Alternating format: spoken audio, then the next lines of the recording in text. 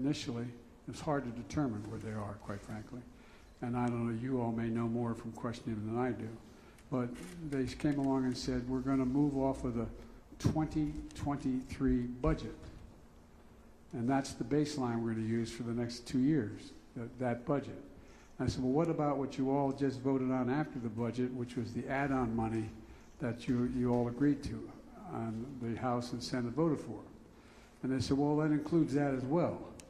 I said, okay, well, then we may be able to work on something. So we started calculating what that would mean in terms of, it came to a 22% cut for everything in the budget, but the things that have already been passed, the 5 big initiatives that I've already passed in terms of infrastructure, the Affordable Care Act, et cetera.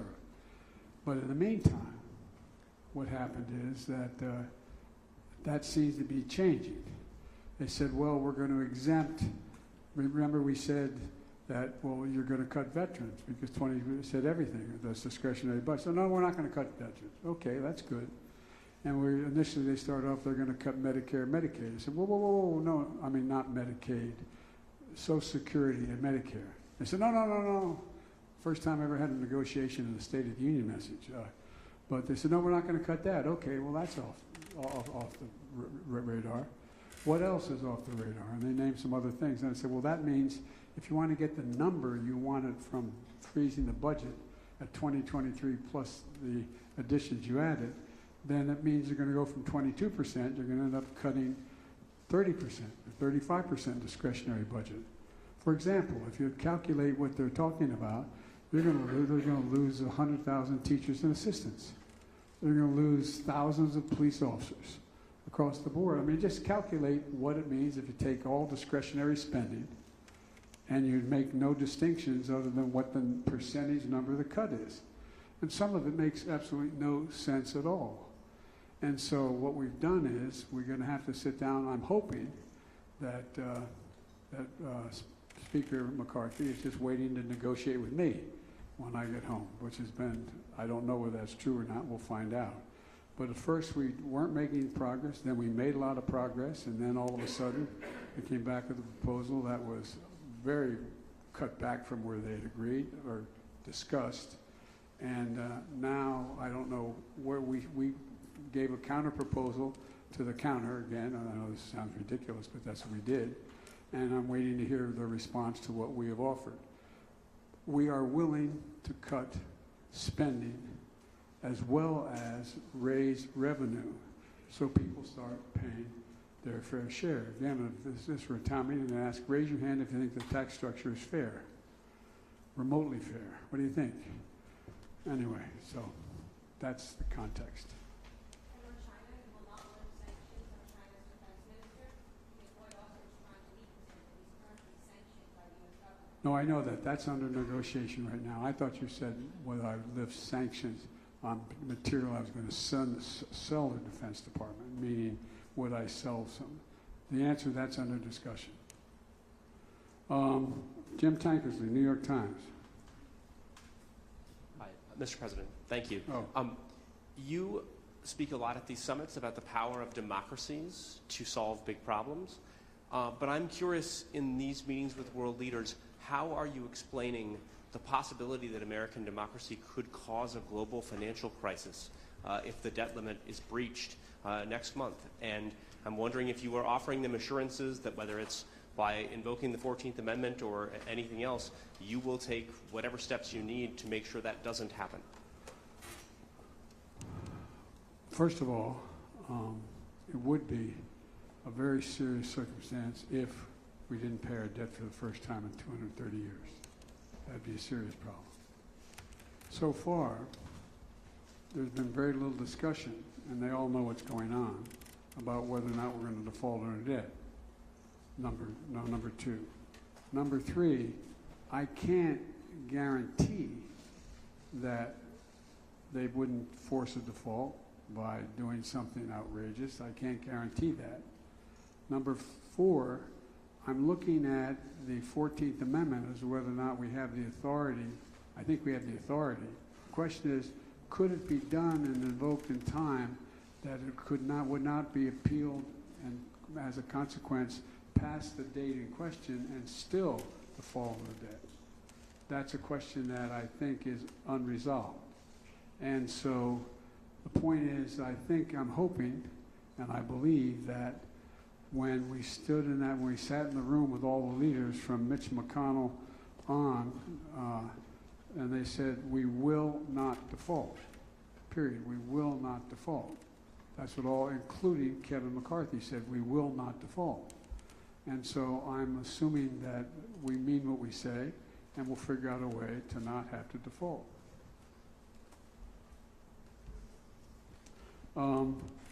Elizabeth Palmer, CBS News.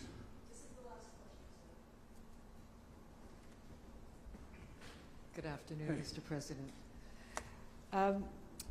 What has President Zelensky told you about the big counteroffensive? And maybe you can start by telling us whether it's actually underway or not. And I'd like to ask you about the F-16s. You've greenlit them now. Jake Sullivan said arms and equipment go to Ukraine according to what he called the exigencies of the conflict. So what exigency now exists that didn't exist that demands these planes?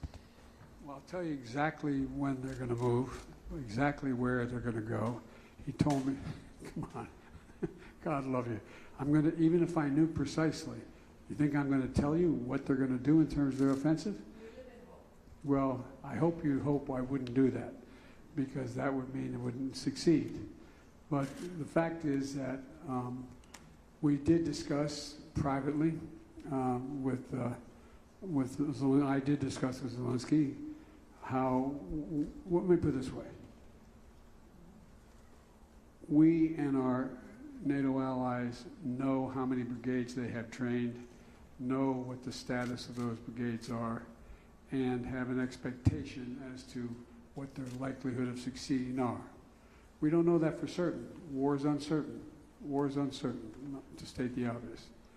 So, and it will proceed. I can't, even if I think I do know, but I'm not going to tell you because that would not be a smart thing to do either. So having said that, the expectation and hope is that they will be successful in that it'll make it clear to Russia that the cost, for example, Bakhmut. Bakhmut is a discussion about whether or not it's been lost or whatever. And well, the truth of the matter is the Russians have suffered over 100,000 casualties in Bakhmut. It's hard to make up. It's hard to make up.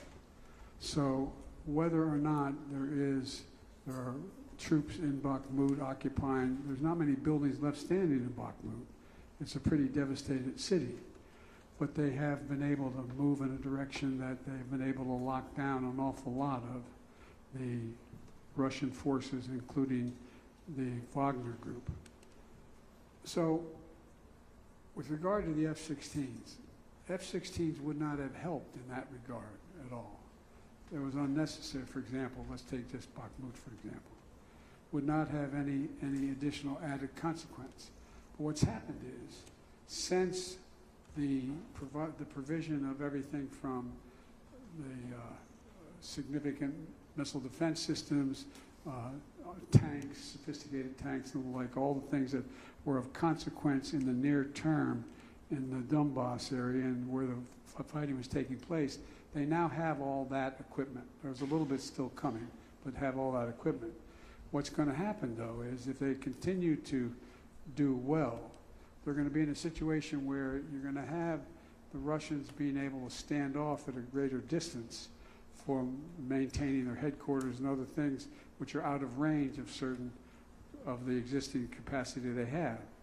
And they have to be able to be in a position where now those fighter jets, those F-16s, make a big difference in terms of being able to deal with what is coming down the road. And God willing, and we don't know this, if they're successful and there ends up being an accommodation where there is not a ceasefire, but there is a peace agreement that gets worked out, that they'll have the capacity to have confidence in their ability to resist response by the Russians if they were to change their position. So that's the essence of the difference. Was there another part of the question?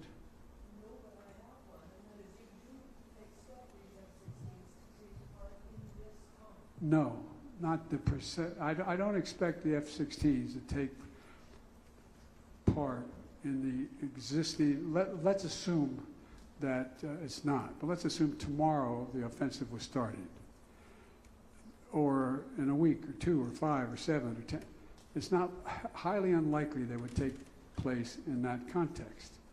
But it will take place in the context if they're successful in the near term.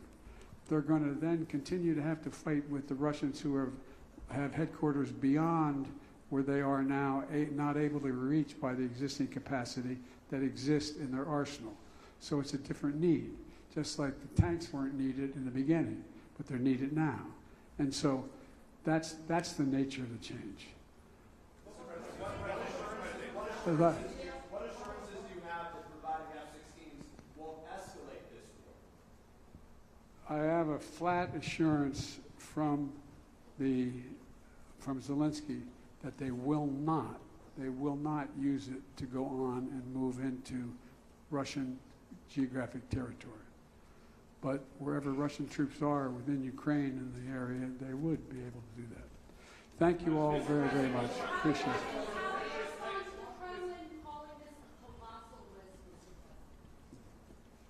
It is for them. And Mr. President, on the debt limit, you said already, I've done my part. Do you think that if there is a breach, nobody is going to blame you? Of course, no one will blame me. I know you won't. You'll be saying Biden did a wonderful job. I know you. Would you be blameless in a default situation? On the merits, based on what I've offered, I would be blameless. On the politics of it, no one will be blameless. And by the way, that's one of the things that some are contemplating. I actually had, well, I got to be careful here. I think there are some MAGA Republicans in the House who know the damage that it would do to the economy. And because I am president and presidents are responsible for everything, Biden would take the blame, and that's the one way to make sure Biden's not reelected. Thank you.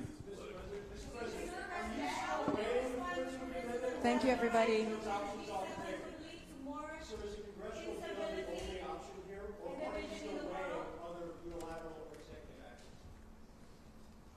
We have not come up with a unilateral action that could succeed in a matter of 2 weeks or 3 weeks.